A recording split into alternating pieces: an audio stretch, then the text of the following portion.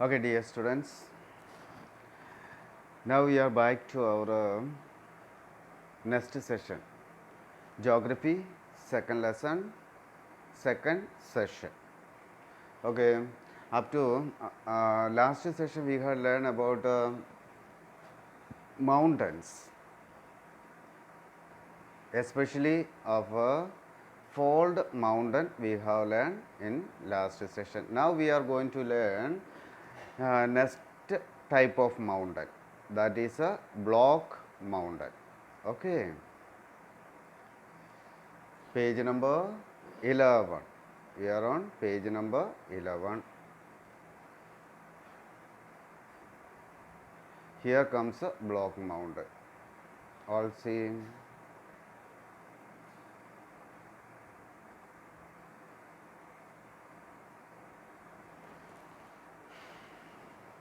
The cracking of the Earth's crust is called faulting.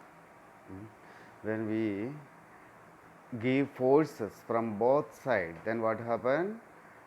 The Earth crust get cracked. That is known as a faulting. Both sides, if give force, either pulling or pushing, anything else happens, the center part may get cracked. This cracking process is known as a faulting. The cracks or rifts are called faults. A chunk land on one side of fault may get pushed up or may curve in. That is why a chunk side, broken part, this suppose we are giving like this, giving force from both sides, then this part may get broken, and so this is known as what is a fault, and this part may come on top, and this is known, what is, we can say, so this is known as a fault block mountain. Fault block mountain. Okay, either sometimes it can go down or it can come up. So let us go to next page.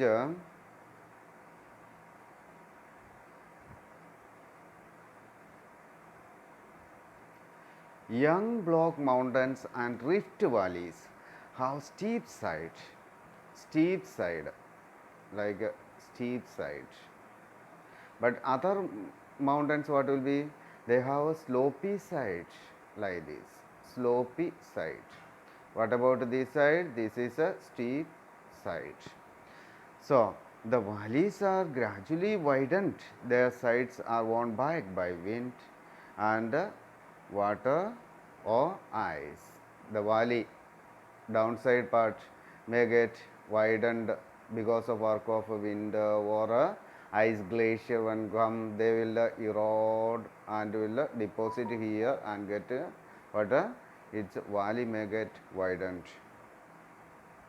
And the Osage and Black Forest mountains of Europe are examples of block mountains. Now let us see some two examples are given here. One is a Black Forest mountains or the Osages and Black Forest mountains. Okay, and while Rhine Valley, about the Rift Valley example, this is what example for them about the Rift Valley. And now the Vindhya and Satpura ranges are the block mountains. In India itself we will get some examples for block mountains, that Vindhya and Satpura. And Narmada Valley is the example for Rift Valley. Okay. Now let us see, by seeing the below downside you will get one picture diagram. That diagram you see here, this is what the example has given. This side they are giving force to outside.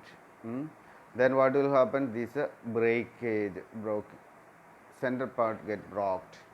This is known as a, what it is? faulting. Okay, fault. And go to next diagram. Now we can see here what it is. This center part go down.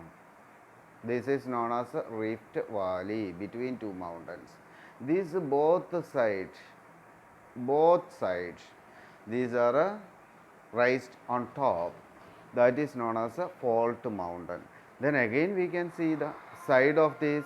Again we can see the side of this one.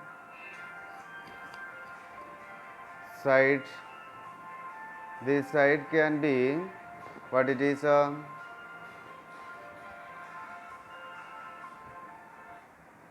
Side can be steep, not slopey. It is something like a steep. Okay. And let us see another picture. This another picture is another type of force, pushing. Pushing and getting broken part. And third side, center part is getting pushed on top. Getting elevated, center part get elevated. And both sides get. So this is Rift Valley and this part is a block mountain. Okay. Now let us go to what is it?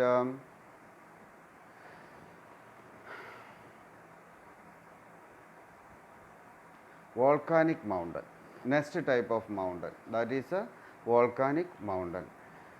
Below the solid surface layer of the earth, there is a layer of hot molten rock material. From this layer may come out through openings in the earth's surface. As we know, the center part of earth is being filled by hot molten liquid. If they get chance, they will throw it out through some openings. When it comes out, then it is deposited in one place and get cooled, and that gets formed like a mountain. This is known as a, what is it? Volcanic mountain. When this magma or lava reaches and get cooled and hardens, sometimes it piles up round the opening and gradually forms a mountain. Such a mountain is called a volcanic mountain or simply volcano. Then we can call two names. One is a volcanic mountain or a volcano. Then for example, for volcanic mountain, that is a Fujiyama volcanic mountain in Japan. Fujiyama, where is that? That is in Japan. And next example, Kilimanjaro, that is in Tanzania. And Mount Etna in Sicily are some examples of volcanoes. So, dear students, let me see. Now we are going to start importance of mountains. There are some importance. Mountains are people are not like to live on elevated land like these mountainous places. Why? Because climate may be cold and there is a very little land, very little level land for growing crops. So cultivation is not easy. So easy for cultivating or for making house. What will be the situation for making house or making building, that they need more effort. These all the reasons make the people not prefer the mountainous place to live.